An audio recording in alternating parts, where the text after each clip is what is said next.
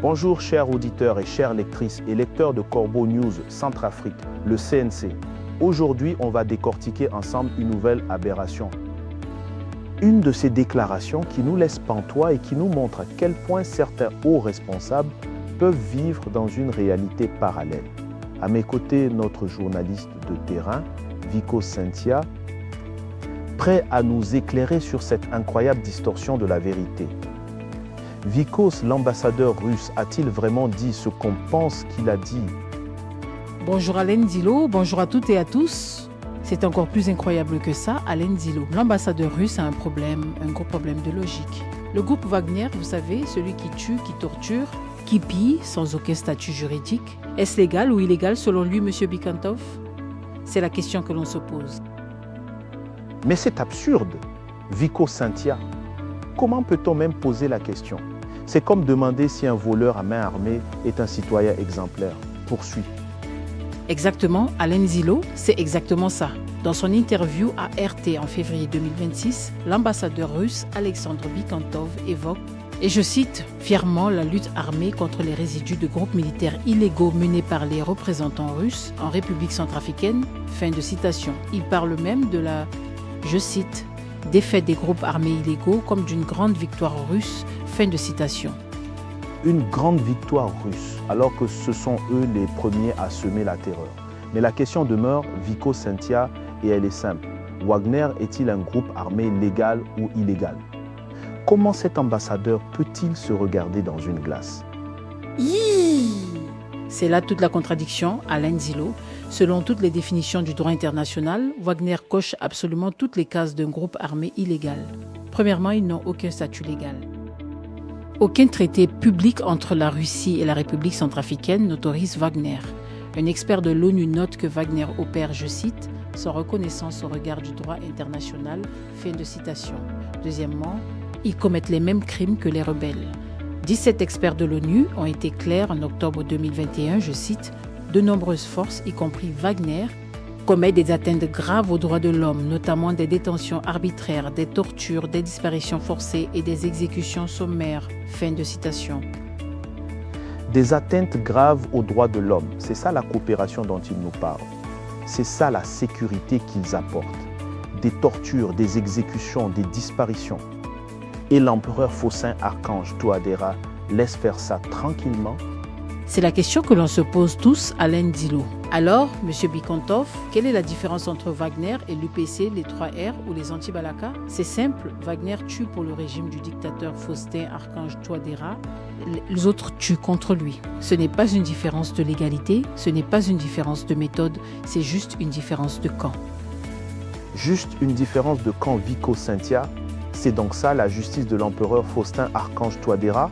Si vous tuez pour lui, vous êtes légal. Si vous tuez contre lui, vous êtes illégal. C'est un permis de tuer accordé à ces mercenaires. C'est exactement ce que l'article met en évidence, Alain Zilo. Wagner est responsable de 40% des atteintes aux droits humains en République centrafricaine, selon l'ONU en 2022. Et cela contre 60% pour tous les groupes rebelles réunis. Un seul groupe paramilitaire étranger illégal commet presque autant de crimes que l'ensemble des rebelles centrafricains. Et l'ambassadeur appelle ça, je cite, « lutter contre les groupes illégaux ». Fin de citation. C'est inouï. Un seul groupe paramilitaire étranger, qui plus est illégal, commet quasiment la moitié des crimes recensés. Et ils osent parler de lutte contre l'illégalité, c'est de la provocation pure et simple. Human Rights Watch a documenté que, je cite, des forces identifiées par des témoins comme étant russes semblent avoir sommairement exécuté, torturé et battu des civils depuis 2019. Fin de citation. Des témoins décrivent comment Wagner, je cite, déshabille, torture, puis assassine les suspects. Fin de citation. Le département du Trésor américain a désigné Wagner comme, je cite, organisation criminelle transnationale en mars 2024 pour, je cite encore, des actes criminels graves, notamment des exécutions de masse, des viols, des enlèvements d'enfants et des violences physiques en République centrafricaine. Fin de citation. Une organisation criminelle transnationale. Ce n'est plus un secret pour personne. Les viols, les enlèvements d'enfants, les exécutions de masse et le dictateur Faustin Archange Touadéra continue de les abriter, de les protéger, de les considérer comme ses amis. C'est une honte pour la nation. C'est une honte, Alain Zilo. Voici donc la vraie définition de l'ambassadeur Bikantov. Groupe armé légal signifie mercenaires russes qui torturent, violent et tuent pour le régime du dictateur Faustin-Archange Touadéra. Groupe armé illégal signifie rebelle centrafricain qui torture, violent et tue contre ce même régime. C'est pathétique, c'est orwellien. Pathétique et orwellien. Deux poids, deux mesures. Une double réalité où le noir devient blanc et le blanc devient noir selon les intérêts du dictateur Faustin et de ses acolytes. Comment peut-on accepter ça?